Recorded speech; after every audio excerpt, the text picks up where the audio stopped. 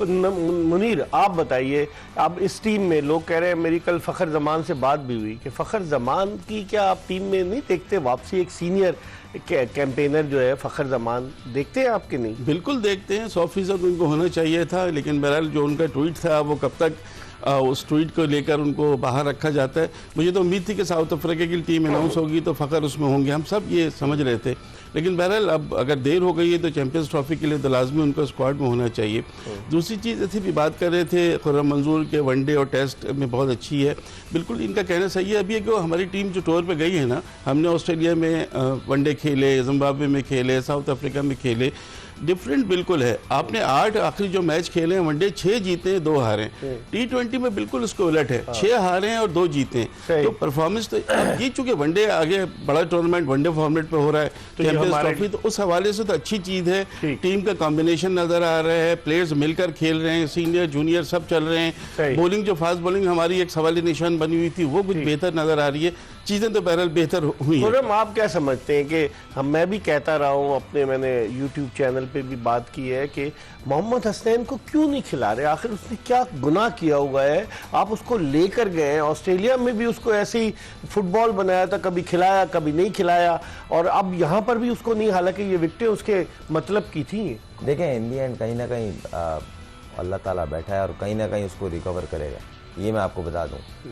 ये आप थोड़े हार्श लफ्ज हो जाएंगे कि उससे थोड़े पर्सनल लग रहे हैं।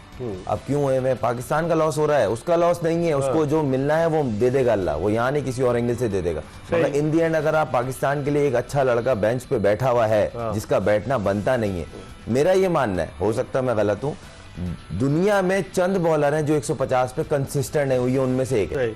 जितना भी बुरा हो, जैसा भी हो, फिट भी है, मैच का भूखा भी है, हार्ड वर्कर भी है, इसलिए वो बाउंस बैक करता है। और वो अभी वो बॉलर हुआ था, अभी प्लेयर ऑफ द टूर्नामेंट बना है, उसको कार मिली थी तो वो सिलेक्शन हुई है, और वो एक रिहेबिलिटेशन के बाद आया था, उसको इंजरी हुई, फिर एक्शन का मसला था, उससे पहले वो जितना टीम में रहा उसमें भी बेंच पे था, नेट बॉलर बनाया था, ये गलत है। और जो आपके 3 बॉलर हैं इनके साथ उसको हेल्प मिलेगी, इनको भी मिलेगी, आप कॉम्बिनेशन बनाएंगे ना चैंपियंस ट्रॉफी के लिए। मेन क्या है, world cup, champions trophy, Asia cup या कोई भी बड़ा इवेंट, मेगा इवेंट, तो किस तरह आप यूटिलाइज करेंगे? ठीक है मुनीर, आप कैसे देखते हैं? हारिस रऊफ ने ऑस्ट्रेलिया में बड़ी गैर मामूली बॉलिंग का मुजाहरा किया, लेकिन जिम्बाब्वे में भी उनकी बड़ी पिटाई हुई, रन्स बहुत उन्होंने लीक किए, यहाँ पर भी रन्स उनकी बॉलिंग पर बने, वो हारिस रऊफ नजर नहीं आया। अगरचे वो पेस जनरेट करने की कोशिश कर रहे थे, लेकिन वो नजर नहीं आया विकेट टेकिंग जिस तरह उन्होंने ऑस्ट्रेलिया में किया।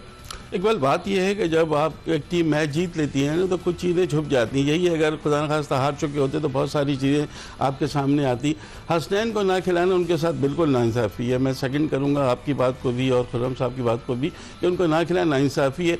नेचुरल पेस बॉलर है, जैसे उन्होंने कहा, जैसे मोहम्मद शमी थे, हमारी नेचुरल पेस होती है किसकी, तो वो बड़े कामयाब। शमी को भी तो ऐसे ही घुमाते फिराते रहे ना, वो कहाँ खेलते। लेकिन देखिए, अगर आपके पास एक प्लेयर है जो 145-150 से खेलता, उसका रिवाइवल हुआ एक तरह से चैंपियंस कप में, हम तो भूल गए थे ना उनको।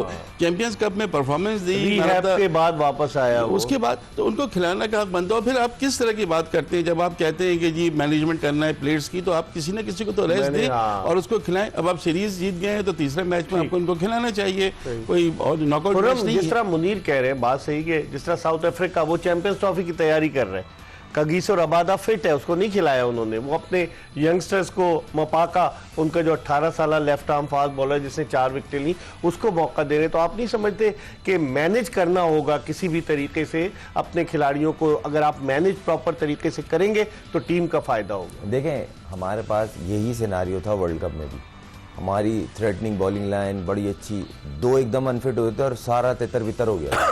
तो अभी आपके पास 4 अच्छे लिथल फास्ट बॉलर आपके मौजूद हैं, तीनों फॉर्म में, एक बेंच पे बैठा हुआ क्रिकेट का भूखा है, आप उसको यूटिलाइज करें ना। और लड़के को डेवलप कैसे करते हैं, टीम में स्ट्रेंथ कैसे बढ़ाते हैं? ऐसे थोड़ी होता है कि डायरेक्ट 15 का स्क्वाड है, 14 नहीं खिला दिए, ऐसे नहीं डेवलप होते।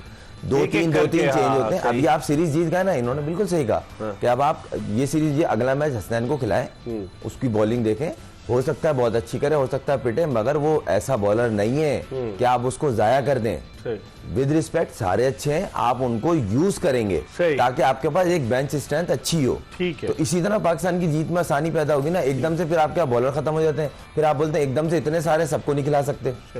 खुर्रम मंजूर और मुनीरुल हक हमारे साथ मौजूद हैं। हम एक ब्रेक की तरफ बढ़ रहे हैं और ब्रेक के बाद जब वापस आएंगे मजीद बात करेंगे और मुनीरुल हक से पूछेंगे चैंपियंस ट्रॉफी का ये हवा जो बहुत दिनों से है, कब इसका मामला सेटल होगा, इस पे भी बात करेंगे। और खुर्रम मंजूर से पूछेंगे कि चैंपियंस ट्रॉफी जो होने जा रही है, पाकिस्तान की 15 रुकनी टीम में क्या तब्दीलियां होनी चाहिए।